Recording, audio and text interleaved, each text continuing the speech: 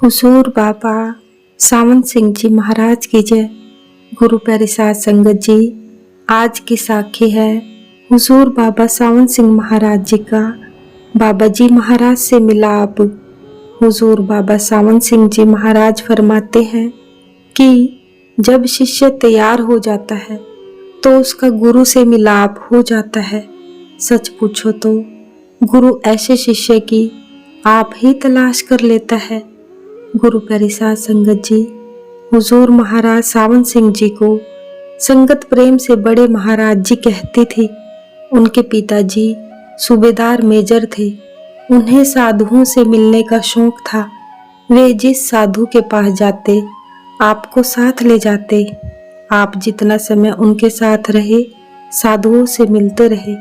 इस तरह धीरे धीरे आपको साधुओं से मिलने का शौक हो गया। जब आप बड़े हुए तब यह शौक और बढ़ गया। इसमें कोई शक नहीं कि रूहानियत एक अमली ज्ञान है, क्योंकि एक वक्त था जब आप खुद कहते थे कि गुरु की क्या जरूरत है। आप अपने जीवन के शुरू के दिनों में विभिन्न संस्थाओं के प्रेसिडेंट, सेक्रेटरी आदि रहे, लेकिन उच्चतर ज्ञान होने पर जब आपको ग्रंथों की ठीक व्याख्या की समझ आई तो आप गुरु की तलाश करने लगे। आप गुरु ग्रंथ साहिब पढ़ा करते थे। उसमें बार बार जिक्र आता था कि हर एक को गुरु की तलाश करनी चाहिए। इसलिए वह गुरु की खोज में हर सोसाइटी में गए। बाग में फूल भी होते हैं, कांटे भी। कई महात्मा मिले, बातचीत हुई, लेकिन वे दे कुछ न सके। फिर भी आप कहीं से निंदा का भाव लेकर ना आए। आखिर आपका तबादला पेशावर में हो गया। वहां आपने एक फकीर को देखा। उसने लंगोटी पहनी हुई थी। वह मस्ती में बैठा था। कई महीने आपने लगातार उसकी संगति की। वह कई बार आकर आपके पास महीना महीना रहा, लेकिन उसने आपको कुछ न दिया।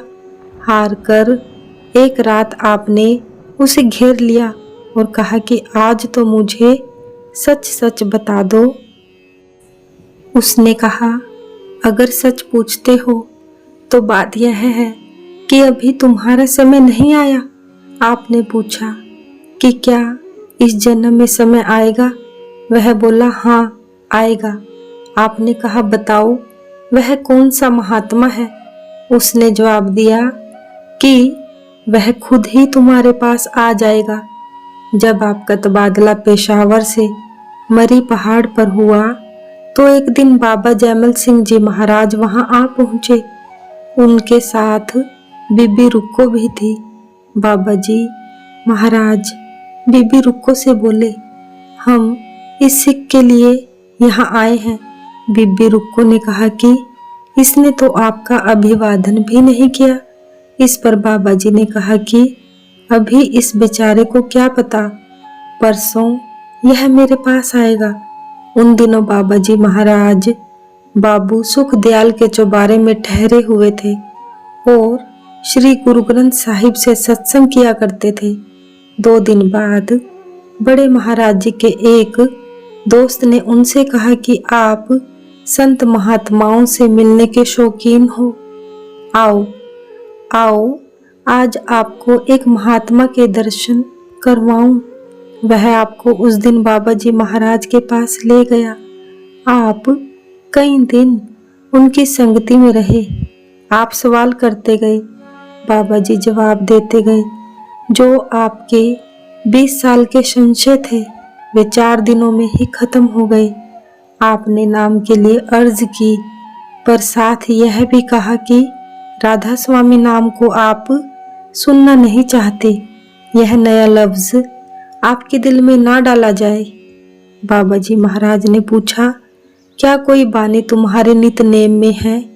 आपने कहा, जी, जपू जी साहिब और जाप साहिब मेरे नितनेम में है। बाबा जी कहने लगे कि जाप साहिब में गुरु गोबिंद सिंह जी ने मालिक के कितने नए नाम रखे हैं? आपने कहा, जी, गिने तो नहीं, लेकिन ख्याल है कोई 12 14 100 होंगे। तब बाबा जी महाराज कहने लगे, अगर एक महात्मा ने वाहे गुरु का एक और नाम राधा स्वामी रख दिया तो क्या जुल्म हो गया। वहाँ स्वामी जी महाराज की पोथी राधा स्वामी सार वचन छंदबंद रखी हुई थी। बाबा जी महाराज ने उसमें से ये पंक्तियां पढ़कर सुनाई। राधा आदि सूरत का नाम, स्वामी आदि शब्द निज धाम। सूरत शब्द और राधा स्वामी दोनों नाम एक कर जाने। बाबा जी महाराज ने कहा कि सूरत शब्द का यही मार्ग गुरु ग्रंथ साहिब का है और यही स्वामी जी महाराज कह रहे हैं। एक राधा का लफ्ज ज्यादा रखा है। राधा का अर्थ है रूह या आत्मा और स्वामी का अर्थ है मालिक यानी परमात्मा। आपकी तसल्ली हो गई।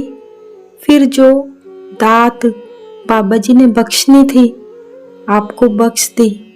आप 10 दिन की छुट्टी लेकर उनके पास रहे।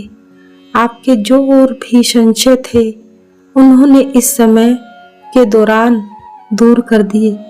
सो गुरु के बिना बाने की भी समझ नहीं आती। सतगुरु महाराज की जय। सतगुरु तेरा ही आसरा, सतगुरु तेरा ही आसरा।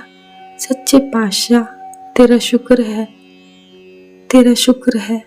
राधा स्वामी जी। जय गुरुदेव।